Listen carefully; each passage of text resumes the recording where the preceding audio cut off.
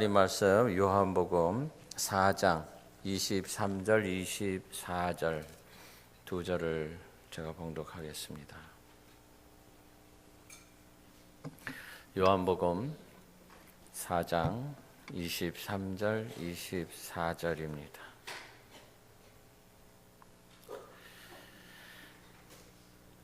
아버지께 참되게 예배하는 자들은 영과 진리로 예배할 때가 오나니 곧 이때라.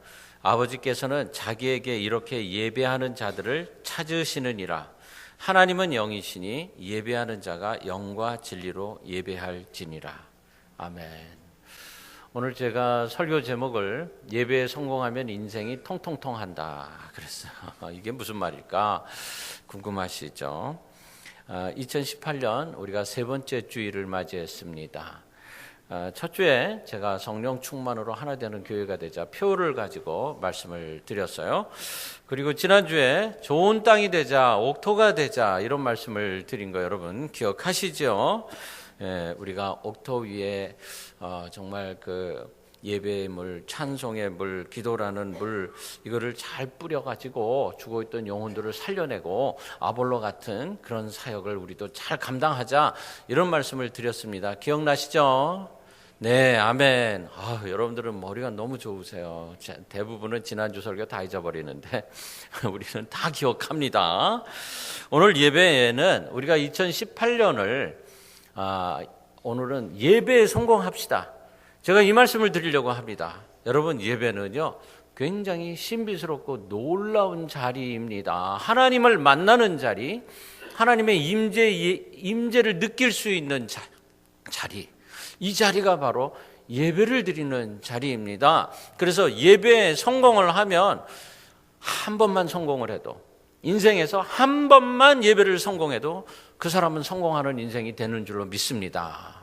왜냐하면 바로 그때 하나님을 만나게 되기 때문이에요. 그때 하나님을 경험하게 되면 얼마나 놀라운 일이 일어나겠어요. 지극히 영화로우시고 전지전능하신 천지를 창조하신 그 아버지를 만나는 순간이 바로 예배를 드릴 때입니다. 그래서 우리가 예배에 성공하면 인생이 성공하게 되어 있습니다. 그럼 통통통이 뭐냐? 그건요 이따가 말씀드릴 거예요. 옛날에 프랑스 루이 14세가 살아있을 때 진짜 있었던 실화가 있습니다. 어느 주일에 왕과 그의 왕족들이 교회를 왔는데 한 사람도 없더라는 거예요. 갑자기. 그래서 이게 웬일이냐, 오늘 주일이 맞냐 그랬더니 맞대요.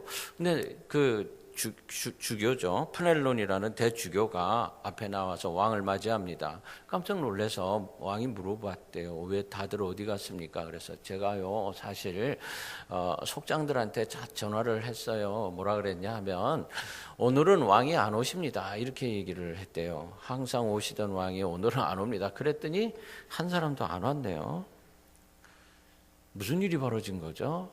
평소에 왕한테 잘 보이려고 했던 사람들, 하나님 만나려고 온 게 아니라 왕을 만나려고 했던 사람들이었다는 것을 제가 누가 그러나를 알아보기 위해서 한번 해봤더니 하나도 안 나왔네요. 그러더랍니다. 저와 여러분, 오늘 우리는 하나님을 만나러 왔어요. 하나님을 예배하러 왔습니다.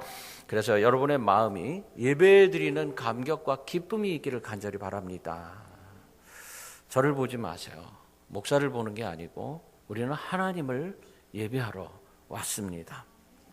여러분들은 지금 하나님 품 안에 들어와 계십니다. 지금 여러분들은 하나님이 가장 기뻐하시고 좋아하시는 것, 그걸 하고 있는 거예요. 그게 바로 예배입니다. 그래서 올 한 해 저와 여러분들이 이 예배를 통하여 승리하시기를 간절히 바랍니다. 왜 예배에 성공해야 하는가 하면, 예배에 성공하면 무슨 일이 벌어지냐면 하나님과의 아주 친밀한 관계가 형성이 됩니다. 이 친밀한 관계가 형성이 될 때 하나님과 우리와 무슨 일이 벌어지냐면은 통통통이 일어납니다. 그게 뭐냐면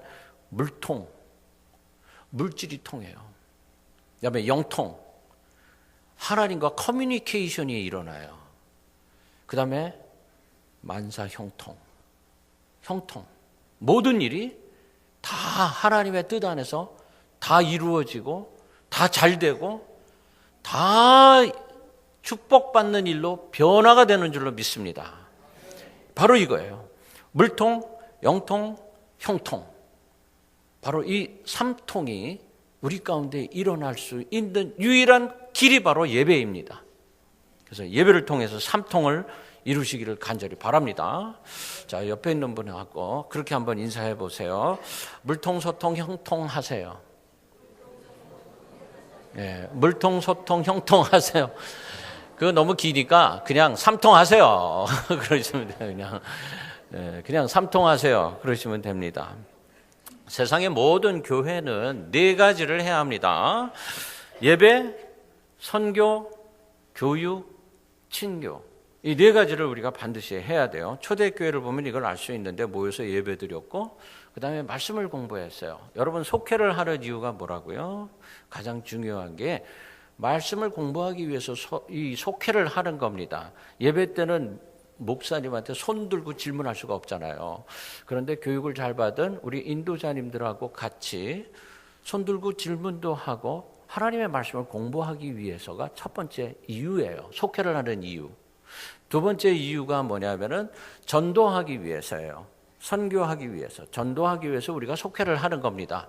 모여서 힘이 합해지고 은혜를 받으면 내가 이 말씀 들고 바깥으로 뛰어나가고 싶은 그런 열망이 생겨야지 된단 말이죠. 세 번째가 친교예요. 근데 많은 분들이 속회를 왜 합니까? 그러면 잘 먹기 위해서 합니다. 이렇게 생각하시는 분들이 많이 계세요.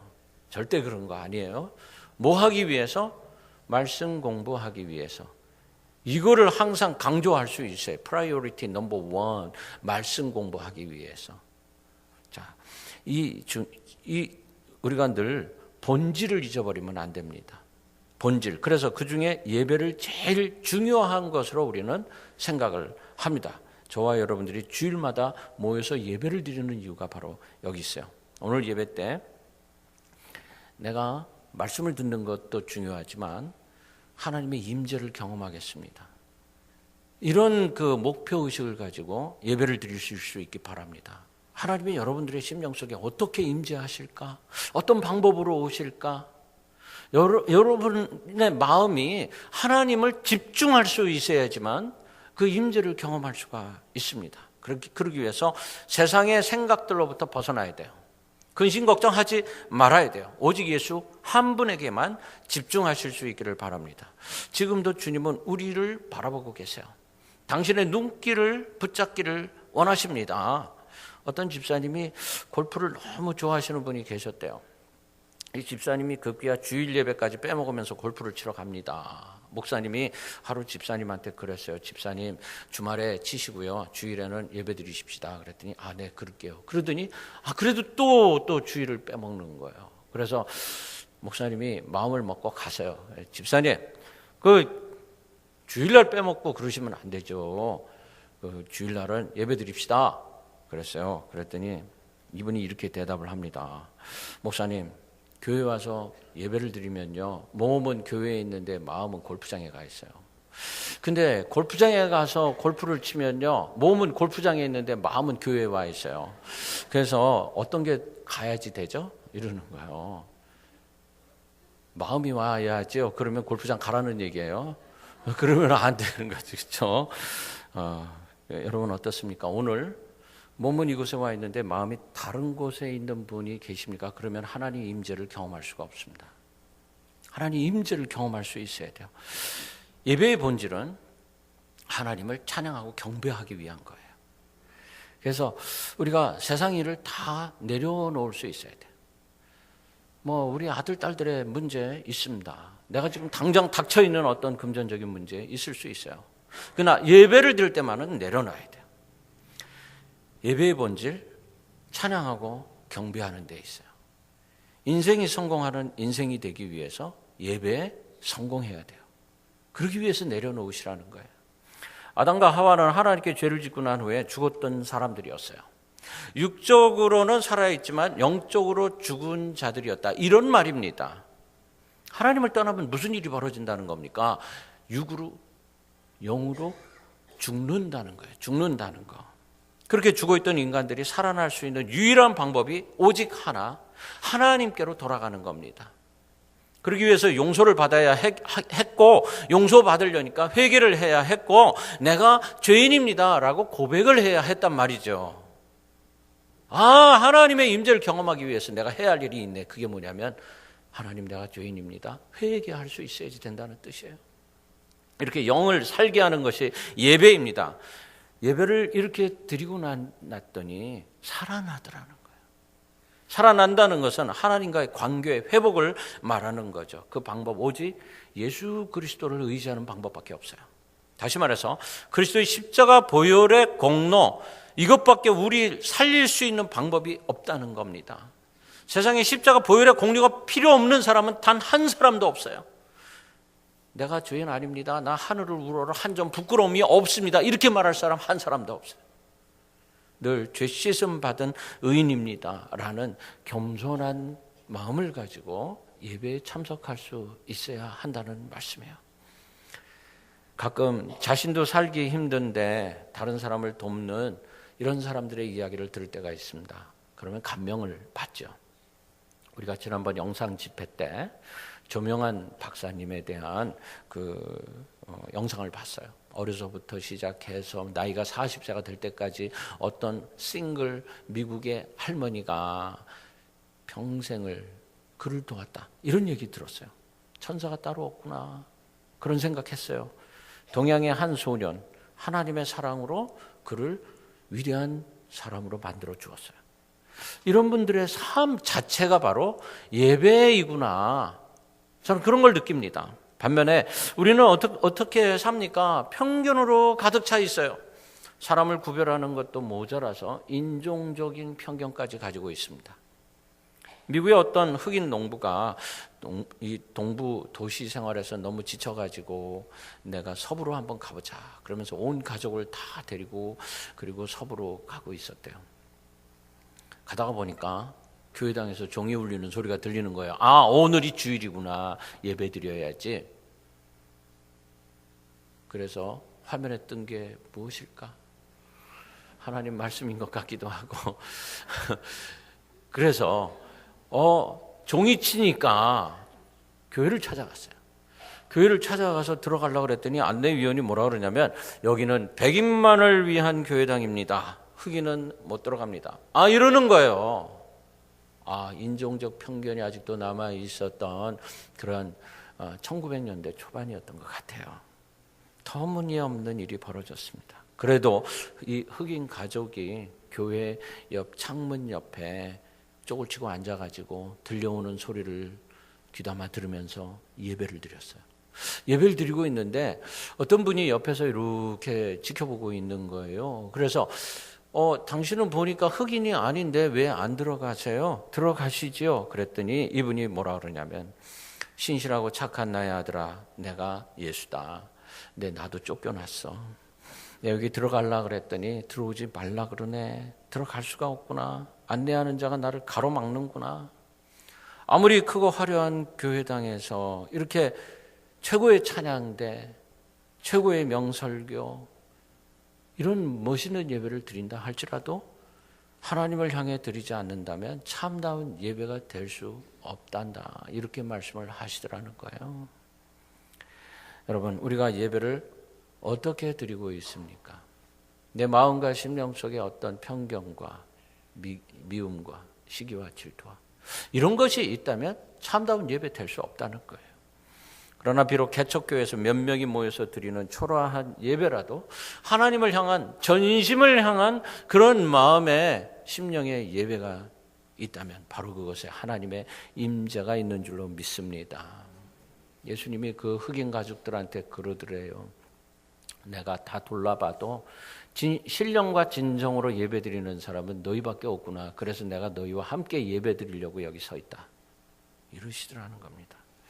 여러분, 만일 갑자기 저 뒤에 어떤 술 취한 사람이 떠벅떠벅 걸어 들어온다면 이 사람들이 뭐하나 그러면서 둘러보기 위해서 앉아 있다면 그 사람 예배 드리는 것일까요?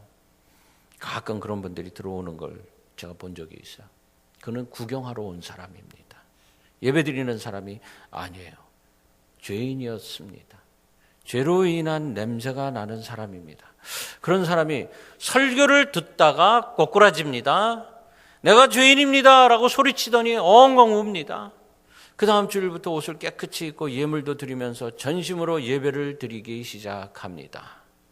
진정한 회개의 역사가 일어나더니 전도도 하고 교회 멤버가 되고 단기 선교도 가고 사람이 어떻게 됐어요? 변화되었어요. 변화되는 과정이 있습니다. 내가 처음에 믿었던 그 상태가 지금하고 어떻게 다른가를 여러분 한번 생각해 보세요. 내가 지금 예배를 드리는 이 마음이 처음에 드렸던 그 예배와 지금의 나의 예배가 어떻게 다른가를 한번 생각해 보세요. 이 사람이 깨달은 것이 죄 많은 나를 주님은 사랑하고 계셨고 죄인인 그 상태에 있는 나도 사랑하시고 앞으로도 계속해서 나를 사랑하실 것인데 내가 이 자리를 떠나서는 안 되지. 그러면서 앉아 있어요. 바로 그 은총으로 말미암아 저와 여러분들 이 자리에서 예배드릴 수 있는 자격을 갖춘 사람이 되었다는 겁니다. 하나도 다를 바가 없어요. 뒤에 술 취해가지고 들어와서 앉아있던 그 사람이 변화되는 모습이나 세상에서 나가서 살던 내가 변화된 모습으로 이 자리에 앉아있는 거나 하나도 다를 바가 없어요. 그래서 예배드릴 수 있는 자격, 첫 번째, 예배자는 자신이 죄인에 불과하다는 사실을 먼저 깨달아야만 됩니다. 겉모습은 멀쩡하게 잘생겼고 집안에서 가장이고 회사에서는 존경받는 사장님이라 해도 학교에서는 교수고 교회에서 장로고 목사라 할지라도 당신은 죄인입니다. 여기서부터 출발해야 돼요. 바로 여기에서부터. 인간은 스스로 자신을 들여다볼 수 있는 능력이 없습니다. 내가 누구인가? 모릅니다. 다른 사람을 비판적으로 볼 수 있는 눈은 있어도 내 자신이 얼마나 추한가를 볼 수 있는 눈이 없어요. 그래서 아담은 죄를 짓습니다. 하와는 유혹에 넘어가고 가인은 살인을 저지르고 다윗은 간통을 하고 요나는 도망갑니다. 왜? 이유가 뭐죠? 자기가 자기 자신을 모르는 거예요. 이것이 인간이에요. 그런데 인간은 죄인이면서도 사람들 보고 손가락질하면서 죄인이라고 합니다. 당신이 죄인이지 나는 괜찮아.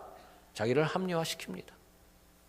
술 취해서 주정을 부리면서 교회당에 들어온 그 사람을 눈살을 찌푸리면서 바라보던 바로 당신이 예전에 그 사람이었습니다. 이걸 우리가 알 수 있어야지 돼요. 그런 인간들을 위해서 예수님이 십자가를 지십니다. 그 십자가 저와 여러분들을 구원으로 영생으로 인도하기 위한 십자가예요. 그 십자가의 공로 때문에 우리가 여기에서 예배드릴 수 있는 자격을 갖췄습니다. 할렐루야. 이제 우리가 어떻게 해서 예배드릴 수 있는 자격 갖추었는지 알았어요. 바로 예수님 때문입니다. 이 자리 얼마나 귀한 자리인지 모릅니다. 그래서 주님께서 저와 여러분들에게 매뉴얼을 주십니다. 예배는 이렇게 드려라. 여러분, 우리한테 예배 매뉴얼이 있어요. 여러분 스마트폰 매뉴얼 다 읽어보십니까? 저는 안 읽어봐요. 왜냐하면 글씨가 너무 작아서 잘 안 보이더라고. 그거 보려면 돋보기를 이렇게 대고 봐야지. 안 보이잖아. 그냥 해도 다 되니까. 그러다 보니까 전화기에 전체 용량의 뭐 한 5%밖에는 몰라요. 그래도 카톡은 할 수 있어서 너무나 다행이야. 예배에도 매뉴얼이 있어요.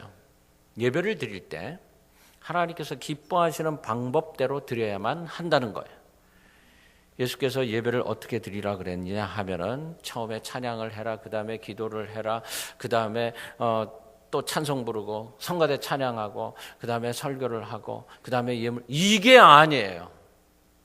예수님은 신령과 진정으로 예배를 드려라. 매뉴얼이 바로 이겁니다. 신령과 진정으로 드리는 예배. 이 예배 때문에 내가 하나님을 만날 수 있다는 거예요. 신령과 진정이라는 말, 신령, 영어로 in spirit, in truth. 신령. 왜 신령으로인가? 하나님이 영이시기 때문입니다. 하나님이 눈에 보이지 않는 영이세요. 눈에 보이는 물체가 아니세요. 영이신 하나님이시기 때문에 눈에 보이는 방식, 외형적인 의식에 치중하지 말고 영으로 예배를 드려라. 이런 겁니다. 보이지 않습니다. 우리가 기도해서 가져야 할 것들, 모두 보이는 것들인데, 보이는 물질, 보이는 하우스, 보이는 자동차, 뭐 이런 것들인데, 근데 이것과 관계가 없어요. 보이지 않는 영과 진정으로 이것으로 예배를 드리래요. 왜냐? 이유가 뭐냐면 인간이 영적인 존재이기 때문입니다. 저와 여러분들을 하나님께서 만드실 때 하나님의 모습으로 만드셨는데 그 하나님의 모습이 바로 영이었어요. 저와 여러분들의 겉모습은 다 달라도 그 겉모습 안에 들어있는 하나님의 형상이 있단 말이죠. 그 하나님의 형상을 가지고 예배를 드리라는 거예요. 주님이 광야에서 사탄하고 싸울 때 사람이 떡으로만 사는 것이 아니고 하나님의 말씀으로 산다라고 말한 것이 이겁니다. 인간이 영적인 존재라는 뜻입니다. 그래서 예배는 보이지 않는 인간의 영과 보이지 않으시는 하나님과 만나는 순간이에요. 저와 여러분들이 지금 보이지 않는 하나님을 만나고 있습니다. 그래서 우리가 조심해야 할 것은 하나님과의 만남을 보이는 것으로 타락시켜서는 안 된다는 겁니다. 다시 말해서 보이는 것으로 하나님의 위상을 떨어뜨리지 마십시오. 신령과 진정으로 그렇게 드릴 때 하나님이 그 예배를 받아주십니다. 두 번째로 진정, 진리, in truth, 혹은 진실. 거짓 없이 드린다 이런 뜻도 있고 진리로 드려라 이런 뜻도 있어요. 우리가 진리가 뭔가 이미 배웠습니다. 진리 하나님의 말씀이에요. 근데 요한복음에 말씀이 육신이 되었다 그랬으니까 그 육신이 누구를 말하는 거죠? 예수 그리스도를 말하는 거라면 그 진리가 바로 예수님이세요. 그래서 예수께서 스스로 뭐라고 그러셨습니까? 내가 곧 길이요 진리요 생명이다. 아, 예수님이 진리시네. 진정으로 예배하라. 이 말은 예수님이 진리이시니까 예수님 중심으로 예배하라 이런 뜻입니다. 예수님 찬양하고 예수님의 이름으로 기도하고 하나님께 경배를 올려드려라. 아멘. 아멘. 제가 지난 6개월 제가 한 설교를 이렇게 들여다보니까 전부 예수님 얘기야. 그렇죠? 저는 예수님 얘기 아니면은 설교를 안 해요. 항상 제 설교 안에는 예수님이 들어있어요. 여기서 벗어나면 이단이야. 지금부터 저와 여러분 진정한 예배자가 되기 위해 예수님만 찬양하시고 예수님을 경배하시기를 간절히 바랍니다. 이 진정한 예배자가 되는 것 방해하는 것들이 있습니다. 제가 요걸 말씀을 드리고 말씀을 마칠 거예요. 첫 번째, 우물가의 여인. 지난 과거의 슬픔과 고통을 완전히 씻어버리는 역사가 바로 그 자리에서 있었어요. 여인은 한많은 삶을 살았어요. 과거에 남편이 몇 명이었다고요? 5명이었대. 참 좋았겠다. 그렇죠? 라고 생각하는 사람 한 사람도 없을 거예요. 얼마나 프로블럼이 많았을까. 그렇죠? 마치 나무의 나이테를 보면서 그 나무가 겪어온 환경을 알 수 있듯이 이 여인의 인생 그것만 가지고도 알 수 있어요. 과거의 수렁에서부터 건짐받는 순간이었어요. 한많은 삶을 살고 있는 우물가의 여인 주님께 구했고 그 여인에게 생명의 말씀을 주십니다. 그 말씀의 내용이 예수님을 구세주로 믿으라는 거였어요. 우물가의 여인 예수님을 그리스도라고 고백하면서 모든 치유를 받으며 예배자가 됩니다. 오늘 우리가 예배자 찬양을 했어요. 나는 예배자입니다. 그럼 그 자리에서 예배자가 됐어요. 세상에서 가장 불행한 여인이 세상에서 가장 행복한 예배자가 되는 역전의 순간이었습니다. 그렇게 치유받은 여인, 예루살렘도 아니고 그리심산도 아닌 그 영혼이 하나님을 찾고 머무는 곳, 바로 그곳이 예배의 장소가 되더라는 겁니다. 예수님과 함께 있는 것 그 자체가 예배예요. 내가 있는 바로 그 자리에 예수님이 계시다면 나는 예배드리고 있는 것입니다. 인생의 상처, 고통받고 있던 모든 것 다 치유가 됐습니다. 할렐루야. 얼마나 놀라운 일이 벌어지는지 모릅니다. 예배의 자리에 바로 서기 위해서는 여러분들 가지고 있는 모든 인생의 상처를 다 내려놓기를 간절히 바랍니다. 그래야 진정한 예배자가 될 수가 있어요. 이 자리에 나오면서 여러분 거저 나오시면 안 됩니다. 골프장에 골프를 치러 갈 때도 사람들이 무슨 생각하면서 가요? 내가 어떻게 하면 오비가 나지 않을까? 어떻게 하면 훅이 나지 않을까? 이런 생각하면서 골프장 갈 텐데 예배 자리에 나오면서 여러분 무슨 생각하면서 예배 자리에 나오시겠어요? 내가 신령과 진정으로 예배하기 위해 내 모든 상처와 아픔, 내 근심과 걱정 내려놓자. 이 생각하고 나오시기 바랍니다. 누구를 위해? 바로 나 자신을 위해. 예수님은 사마리아 여인도 찾아가시는 분이세요. 저와 여러분같이 고귀하신 분들을 안 찾아가시겠습니까? 여러분들은 로얄 패밀리예요. 제가 말씀드렸잖아요. 얼마나 귀에 얼굴이 번쩍번쩍 빛나요. 이런 분들이세요. 신령과 진정으로 예배드리기 위해서 내 아픔을 내려놓으세요. 창세기 4장에 나오는 가인과 아벨의 제사에서 카인이 실패한 예배자가 됩니다. 그 이유가 뭡니까? 가인은 농사 짓는 사람이라 농사로 예배를 드렸고 아벨은 양치는 목동이라 양으로 예배를 드렸어요. 뭐가 잘못됐어요? 이유가 뭐예요? 창세기 4장 3절에 이렇게 시작합니다. 세월이 지난 후에 이게 문제였어요. 이 카인이 예배에서 실패한 이유가 뭐냐면은 세월이 지난 후에 이것 때문이에요. 옛날 사람들이 세월이 지난 후에 그러면 100년, 200년, 300년 이릅니다. 왜냐하면 그때는 나이가 보통 900살, 1000살 이랬잖아요. 우리는 지금 세월이 지난 후에 그러면 한 10년, 20년, 30년 이렇게 얘기하지만 그 사람들은 300년, 400년이에요. 세월이 지난 후에 다 잊어버렸어요. 본질이 흐려졌습니다. 예배의 본질이 흐려져 버렸어요. 하나님은 피해 제사, 희생의 제사를 원하십니다. 카인이 예배에 대해서 잘못 배웠어요. 배웠어도 잊어버렸어요. 아벨은 아버지에게 배운 대로 천 양을 잡아서 희생 제사를 드립니다. 예배의 본질을 지켰다는 거예요. 이것이 예배의 가장 기본이 되는 자세입니다. 예배는 희생이 따라야 합니다. 카인은 편리주의자였고 합리주의자였어요. 예배를 대수롭지 않은 것으로 여겼어요. 결과 하나님이 카인의 예배를 안 받으십니다. 이사야 선지자 아주 더 강하게 말합니다. 이사야 1장 11절에 여호와께서 말씀하시되 너희의 무수한 재물이 내게 무엇이 유익하뇨? 나는 수양의 번제와 살찐 짐승의 기름에 배불렀고 나는 수송아지나 어린 양이나 수염소의 피를 기뻐하지 아니하노라. 왜 그랬냐 하면은 한쪽에서 우상 숭배하면서 마음은 딴 데 가 있으면서 이런 거 들고 나온다고 내가 그 예배 받을 줄 아냐. 이런 말씀이에요. 아벨이 드린 이 양의 피가 가지고 있는 의미가 무엇입니까? 내 대신 죄를 지고 죽어줘야 한다는 겁니다. 그래서 양 잡는 거예요. 피를 흘리는 거예요. 예배에는 죄사함이라는 공식이 반드시 들어가야 되는데 이 죄사함에는 반드시 피가 필요하다는 겁니다. 그래서 예수께서 십자가에서 죽으셨어요. 나 대신 피를 흘리셨어요. 피의 제사를 드릴 수 있는 그 조건을 우리에게 주셨어요. 여러분 지금까지 몇 번의 예배를 드리셨습니까? 수백 번, 어떤 분은 수천 번. 이 모든 예배가 될 수 있었던 이유가 뭐냐면 예수 그리스도의 보혈의 피 때문입니다. 아멘. 그리스도의 보혈의 피 없이는 예배가 안 된다는 거예요. 신령과 진정으로 드리는 예배는 보혈의 공로가 반드시 필요합니다. 그래서 우리가 희생 예배를 드린다고 예물을 들고 나오는 거예요. 여러분 예물 들고 나올 때 정성을 다해야 돼요. 힘을 다해야 돼요. 막 여기 와가지고서는 연필 좀 빌려줄래? 그래가지고 막 주면 안 돼.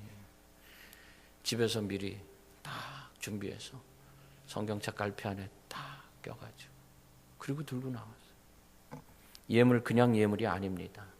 나의 희생이고 나의 피입니다. 헌신입니다. 그래야 신령과 진정의 예배가 됩니다. 콘스탄티노플의 감독이었던 크리소스톰이 자기 교구를 방문하다가 어느 시골 마을에 갔는데 사제가 없는 겁니다. 그래서 집사 한 사람을 불러서 당신이 예배를 좀 인도하시오. 이렇게 부탁을 드리고 갔어요. 근데 크리소스톰이 생각할 때 내가 너무 소홀하게 한 거 아닌가, 그 집사가 뭐 잘할 수 있을까 걱정이 되더랍니다. 그래서 그 다음 주에 와가지고 저 뒤에 앉아서 기둥 뒤에 딱 숨어가지고 예배 드리는 거를 봤어요. 자격도 없는 사람 내가 사제로 앉힌 거 아니야? 이런 생각이 들었다는 거예요. 그 사제가 예배를 드립니다. 놀라지 않을 수가 없었어요. 간절하게 기도하고 설교하고 자기 희생을 보여주고 감동적이었어요. 그 얼굴이 영광스럽게 빛나는 것, 이것을 봤습니다. 예배가 끝난 다음에 크리스토스톰이 그 사제 앞으로 나가서 무릎을 꿇으면서 나에게 축복 기도를 해주시오 라고 요청을 했어요. 사제가 가만히 보니까는 크리스토스톰이네. 깜짝 놀라서 뒤로 물러가면서 왜 이러십니까? 왜 갑자기 이러십니까? 아니요, 나를 축복해 주시오. 나는 당신처럼 그렇게 뜨거운 성령의 은총과 사랑 가지고 예배 인도하는 거 본 적이 없어. 그랬더니 이 사제가 뭐라 그러냐면 이상하다는 표정을 지으면서 아니 그럼 주교님 다른 식으로도 하나님께 예배 드릴 수가 있습니까? 이렇게 물어보더래요. 그 방법 말고 또 다른 게 있어요? 여러분 예배 드리시면서 행복하시기 바랍니다. 왜냐하면 하나님 만나는 순간이니까. 정성을 다해서 예배드리는 바로 그 순간에 하나님께서 당신의 마음과 심령을 어루만져 주시고 치유해 주시고 고쳐주시고 격려해 주시고 그리고 소망을 주시고 음성을 들려주시면서 한 걸음 한 걸음 갈 때 내 말대로 해라 이렇게 말씀하시니까. 예배드리러 오는 모든 사람 세상에서 상처 입은 사람들이에요. 그래서 치유를 경험할 수 있어야 돼요. 항상 당신 곁엔 성령님이 계십니다. 당신의 예배 자리에서 성령은 기뻐하십니다. 왜냐하면 신령과 진정으로 예배드리는 당신의 모습을 보니까 바로 내 사랑하는 아들이요 딸이기 때문입니다. 그렇게 신령과 진정으로 예배드리는 여러분들에게 삼통의 축복, 물통, 소통, 형통의 축복이 있기를 주 이름으로 간절히 축원합니다. 아멘.